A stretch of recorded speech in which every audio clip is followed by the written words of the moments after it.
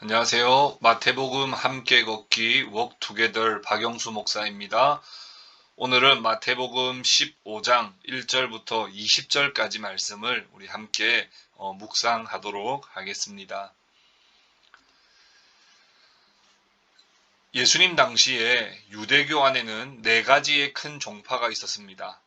바리새파, 사두개파, 에셈파, 열심파, 이 네 개의 종파입니다. 이 중에서 에셈파는 신약 성경에는 등장하지 않지만 유대 역사가 요세푸스의 책에 언급되어 있고 쿰란 문헌이 발견된 이후에 이 문헌을 남긴 종파로 알려지게 되었습니다. 이 에셈파는 은둔 공동체였는데 거의 대부분 광야에서 고립된 집단 생활을 하였습니다. 아마 세례 요한이 이 에세네파의 영향 아래 있었다고 추정할 수도 있겠습니다. 유대교의 사두개파는 주로 부유한 제사장 가문으로서 매우 당대의 상류층 귀족 계층의 사람들이었습니다. 이 사두개인들은 천사와 부활, 사후 심판 등을 바리새인들과는 다르게 부인하는 그런 교리를 가지고 있었습니다. 그래서 바리새인들과 이 사두개인들이 논쟁을 많이 벌였죠. 이 사두개인들은 사실상 그 당시에 가장 큰 권력이었던 종교와 정치를 장악하고 있는 세력이었습니다. 권력에 빠져서 하나님을 제대로 볼 수 없는 자들이었죠. 열심파는 당시 로마의 지배 세력에 대한 무력 항쟁으로 유다의 독립을 쟁취하고자 하는 분파였습니다. 예수님의 제자 가운데 시몬 베드로 말고 셀롯인 시몬이라고 하는 이 시몬이 바로 열심당원 출신입니다. 이 셀롯이라는 말 자체가 열정적인이라는 의미인데 독립을 위해서 매우 열정적이었습니다. 그러나 그들은 과격해졌고 폭력과 살인이 빈번해지는 그런 과격한 단체가 되고 말았죠. 독립만이 하나님의 나라를 세우는 것이라고 생각했던 그런 사람들이었습니다. 성경에 가장 많이 등장하는 이 바리새파, 이 바리새파는 바리새라는 말 이름 자체가 페루쉼이라는 히브리어에서 나왔는데 분리된 자라는 의미입니다. BC 135년경에 마카비 전쟁 이후로 유대교에서 가장 강력한 종교적인 당파로 발전해 왔습니다. 바벨론 포로 생활을 하는 동안 하나님의 말씀 토라로 돌아가자는 그런 운동의 결과로서 제사장 계층보다는 유대인 일반인들, 성전보다는 회당 중심으로 하여서 시작하여 움직여졌던 공동체입니다. 히시딤의 후손으로서 엄격한 율법주의, 경건을 매우 중요하게 여겼습니다. 그러나 이들은 장로들, 랍비들의 전통을 매우 중요하게 여겼고 금식과 11조를 중시했어요. 그럼에도 불구하고 이들은 진정한 속사람의 변화보다는 사람의 칭찬과 존경을 구하는 종교적 외형과 체면을 중시하는 자들이었습니다.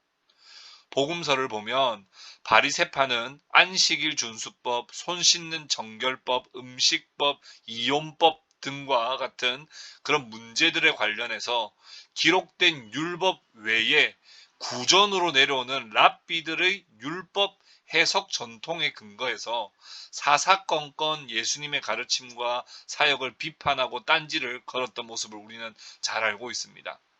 예수님께서는 바리새인들의 이런 외식과 형식에 빠진 자들이라고 규정하시죠. 오늘 본문 마태복음 15장도 이러한 배경 속에서 좀 이해하면 도움이 됩니다. 마태복음 15장 1절 2절에 보면 그때의 바리새인과 서기관들이 예루살렘으로부터 예수께 나와 이르되 당신의 제자들이 어찌하여 장로들의 전통을 범하나이까 떡 먹을 때에 손을 씻지 아니하나이다. 어느 날 예수의 제자들이 손을 씻지 않고 음식을 먹는 것을 본 바리새인과 서기관들이 제자들이 장로들의 전통을 범했다면서 예수께 항의를 합니다. 구약 성경의 율법에 따르면 제사장들은 거룩한 직무를 수행할 때 반드시 손과 발을 씻어야 한다고 출애굽기 30장 17절부터 21절에 기록되어 있습니다. 그런데 시대가 지나면서 이것이 랍비들 곧 장로들에 의해서 모든 사람에게 확대되었어요. 이 출애굽기 30장 말씀은 제사장들에게 국한된 말씀인데 이 말씀을 모든 사람에게 확대시켜서 정결법을 적용시킨 것이죠. 의도는 좋습니다. 그러나 이것이 하나님의 명령이나 말씀은 아닌 전통일 뿐이거든요. 그러나 바리새인들은 그 전통에 근거하여 많은 사람들을 비판하는 것입니다. 예수님께서는 그들이 사람이 임의로 만든 전통을 근거로 해서 그보다 훨씬 더 중요한 하나님의 말씀, 하나님의 율법을 어기고 있다고 지적하시는 것이죠. 그 신뢰를 들어서 그들의 위선적인 행위를 지적하십니다. 15장 3절에 대답하여 이르시되 너희는 어찌하여 너희의 전통으로 하나님의 계명을 범하느냐. 이들에게 전통이 있습니다. 어떤 전통이 있느냐 하면 고르반이라는 전통이 있어요. 이 고르반 전통은 무엇이냐면 이 고르반은 성전 예물을 가리키는 아람어를 음역한 것인데요. 어떤 사람이 자신의 재산을 바치기로 공식적으로 서원하는 것, 이것을 바로 고르반이라고 합니다. 자신의 재산을 공식적으로 하나님께 바친다. 그런데 이 서원을 하게 되면 부모를 봉양하는 부모 봉양의 책임을 면제받았습니다. 부모님께 드려야 할 돈으로 나는 하나님께 바쳤습니다. 하나님께 헌금했습니다. 이렇게 말하는 것이죠. 그러면 부모님을 재정적으로 돕지 않아도 된다고 그들은 가르쳤습니다. 그런데 예수님은 뭘 말씀하시는 거예요? 10계명 중에 5계명인 내 부모를 공경하라고 하는 하나님의 계명을 어기는 관습을 너희들이 만들어냈다고 주님은 말씀하시는 거예요. 6절에 이렇게 말씀하십니다. 너희의 전통으로 하나님의 말씀을 폐하는도다. 사람의 전통이 하나님의 말씀에서 오히려 더 멀어지게 했다는 것입니다.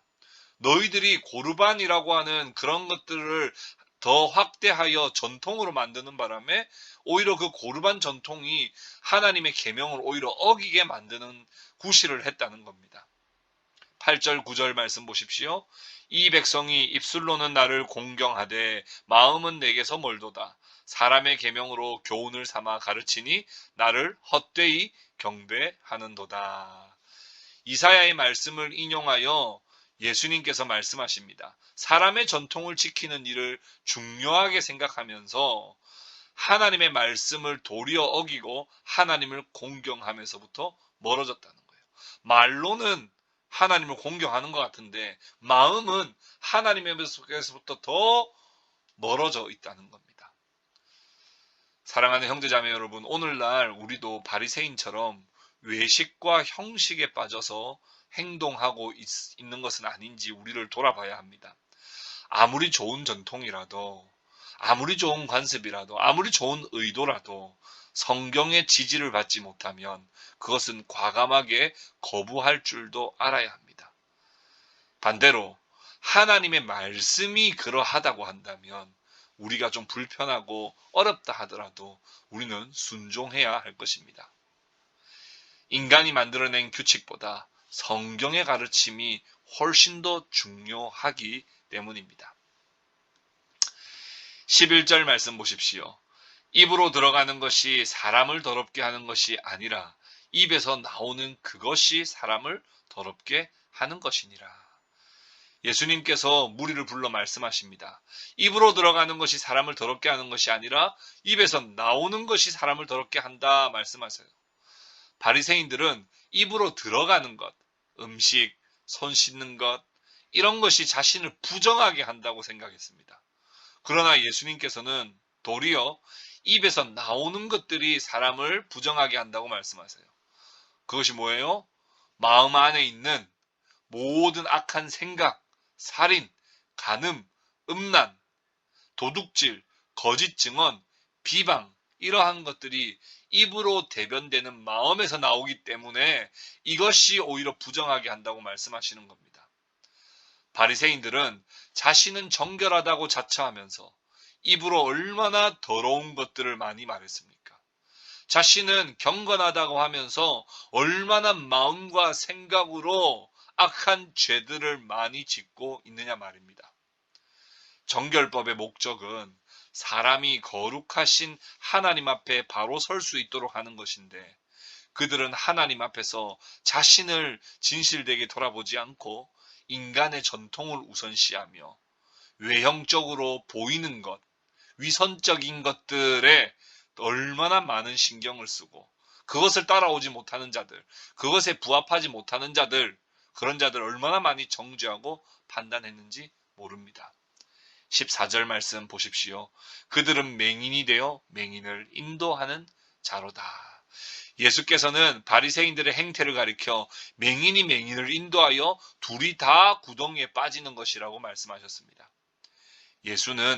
예수님께서는 맹인을 치유하여 볼 수 있게 하시고 인도하시는 분인가 하면, 백성의 선생이며 지도자라 스스로 자처하는 바리새인들은, 또 서기관들은 오히려 백성을 함께 자신들과 같이 구덩이로 인도하는 자라고 우리 주님은 말씀하십니다.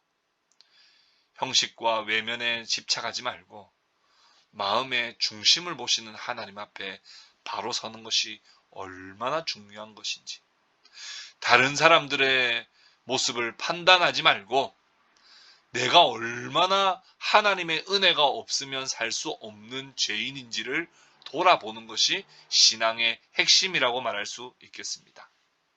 주변 사람의 잘못을 문제 삼기보다 항상 말씀의 거울로 나를 비춰볼 수 있는 습관이 우리에게 있어야 됩니다. 말씀으로 나 자신을 돌아보고 하나님 말씀에 순종하며 말씀 앞에 바로 설 수 있는 그런 저와 여러분들 다 되실 수 있기를 우리 주님의 이름으로 축복합니다.